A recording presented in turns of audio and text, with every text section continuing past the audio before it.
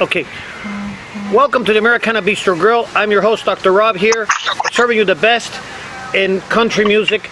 And we're right here in the Redlands Ranch here in southern Miami-Dade with the roosters and all the beauty of nature. We're right now we have one of the greatest in Americana music, the queen of Flor-Bama Americana music, Rhonda Hart. For me, it's a pleasure and an honor having you here with us. Well, hello. It's a pleasure to be here with you. How's it going? We're doing great. We're enjoying life here in the nature. How's everything? How's everything where you're at in northern Florida? I've been staying really busy. Fortunately, the Lord's been good to me, and today I'm playing out here in Lillian, Alabama, right on the border of Florida.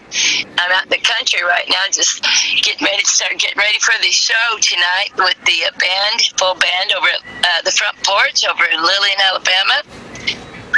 Great. So, you've been one of the greatest in country music for a long time. You've been with the greatest in Nashville, and you've been with like Dina Carter. You even did a you wrote a song which is "Did I Have to Shave My Legs for This?" Did I shave my? Go ahead. It's called Did I Shave My Legs for This? And it's out again on the 25th anniversary. Did I Shave My Legs for This was a title cut for Dina Carter back in the mid-late 90s that actually had Strawberry Wine on it as well. And then Shave My Legs was nominated for 2 Grammys. One was for the Country Song of the Year and the Performance of Country Song. And so now it's back out again. Oh, by the way, it had sold over 5 million copies at the time, and it was a Bell South commercial and got a lot of exposure. I was in People magazine and played up in New York, California, all around. But now it's back out on the 25th anniversary of Did I Shave My Legs? And the artists that are on it's very exciting. It's Ashley McBride is singing on it, and Sarah Evans and Terry Clark, and then one of my favorites ever, Vince Gill, is playing the guitar on the new edition. So go look for that. I think it's on vinyl. You can pick it up on vinyl. That'd be great. It's called Did I Shave My Legs Again? And like I said, 25th anniversary this past year of the song and all that. So it's doing really well. Dina Carter's been on television quite a bit, the Opry, and doing all kind of podcasts promoting once again. And she and I cut a television show, and it will be airing in the middle of this month. I'm not sure exactly what date, but it will be on Circle Television, called the Country Music Songs or Country Music Sessions. I don't know. Anyway, it features songwriters. I went up there a while back and found my part of talking about how the song came to be and like back then. So look for that on Circle Television coming up this month. Great. How did you get your start? And how did you get your start in country music? And we're gonna do like the past, the present, and the future. Okay, well, how's your past and how's your present, and how do you see the future, especially your future in Americana music? Well, I started in music as a very, very small child. I'm a second, third generation musician and singer. And my stepfather was a Hall of Fame songwriter, Tommy Collins. He wrote a lot of songs for Merle Haggard, Buck Owens, George Strait, Mel Tillis, Willie Nelson. So he's in the Country Music Songwriters Hall of Fame. He's no longer with us. Tommy Irwin. Not Tommy Irwin. It's an ex-husband, my goodness.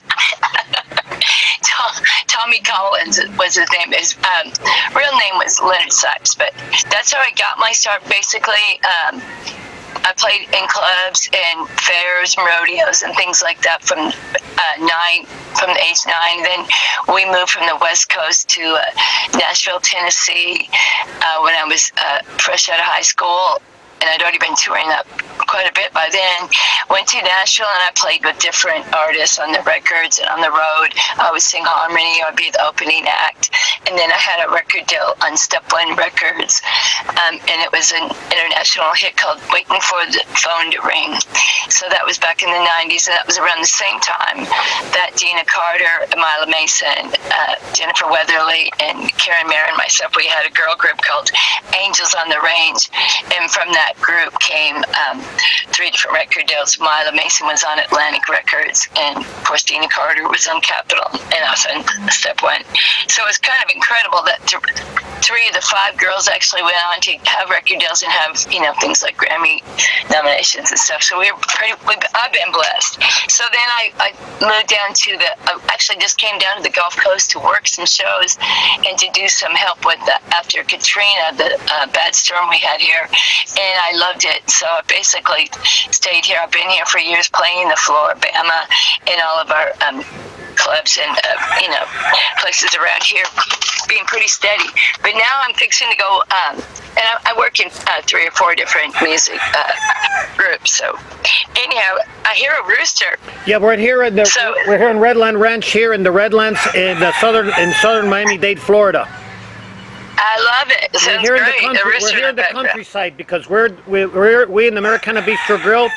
We dedicate ourselves to Americana music and the countryside, and I wanted love it. I wanted something I wanted something that would reflect the program and reflect the music. Well, that rooster sounds good back there. Let's see, where was it? Oh, so in the future, right now, with the TV show coming up, and then I'm going to be going in the studio in May with Grammy winner, producer, engineer, Billy Sherrill from Nashville. He's coming down here. He was a good friend of Larry Butler, who's a Hall of Famer and also a Grammy winner as a songwriter and a producer. Larry's no longer with us, but his wife, Peggy Butler, is down here, and she's been a great help and inspiration in keeping Larry's music going and helping myself. So one of the groups that I'm involved in, Billy Sherrill, is going to be cutting Americana cuts on us, and we're going to record it right down here at Lucky K's in Pensacola. Lucky K's recording studio. We're going to do that in May, and we're picking out material right now and possibly do some originals and hopefully some of Larry Butler. So that's going to go down very soon. It's getting closer than I thought it was, actually. I'm working at least 5 days a week, sometimes 7. So time gets away from me really fast, and I've been very blessed to be playing music. So in the future, we'll be doing some more fairs and working here. Not sure. Hopefully the release will do well. Maybe we can do some shows down your way. Yep. I have faith, Rhonda. I have faith that you're going to be very successful in the future. You are successful in the past and the present. You're also going to be successful in the future. Number one, God. Number one, God. And we mention here God, family, and country. God is helping you, and in addition to God helping you, you're one of the greatest singers to do. To have a group, to have a girl group that started Angels in the Range, and to have that started before, for example, the Dixie Chicks and everything. That in itself was a success, and you've been one of the greatest in country music. One of my favorites. You might be a little jaded on that, but thank you for saying all that. Rhonda, I'm not exaggerating. I have 2 favorites. I have 2 favorites in Americana music. I've interviewed many people in Americana music, and my two favorites, they're almost like family, has been you, Rhonda Hart, and Sugarcane Jane. Oh, I love Sugarcane Jane. Anthony and Savannah Lee, aren't they just a blessing? And they're true Americans, and they're good Christians, wonderful people. I was fortunate enough to have the night off and get to go see them perform with Dwight Yoakam 2 weeks ago over here in Alabama at the Sanger. A friend of ours, Johnny Bender, who does a lot of promotions with them as well, he was able to get his front row seat, so that was pretty exciting. And they did a great job featuring all of their original music. And Savannah, I love Anthony. He's just so talented. He's done so much in his career too. But Savannah is just a great girlfriend to have in the business, and a wonderful person, and inspiring. To be a better person to myself as a musician, and as a person in this business. It's sometimes hard to find authentic, real people, but they certainly are. I love them. Yeah. The thing is, of all the people I've interviewed, you and Sugarcane Jane have been the greatest, and are always the greatest, and are always going to be welcome in my program. Whether you have new hits, thank you. Whether you have new hits, or you want to recycle old hits, or even Christmas, Well, you're so sweet. We even have a Christmas special, and you're more than invited, Rhonda. I love it. Yeah, I'd love to be able to do something like that for you. In And it's fact, been so nice talking to you. In fact, if you have any new, when the album comes out, I'm gonna give you the address of the Americana Bistro Grill, so you could send it to us, and then we could do another interview this summer or in the fall. Oh, please do.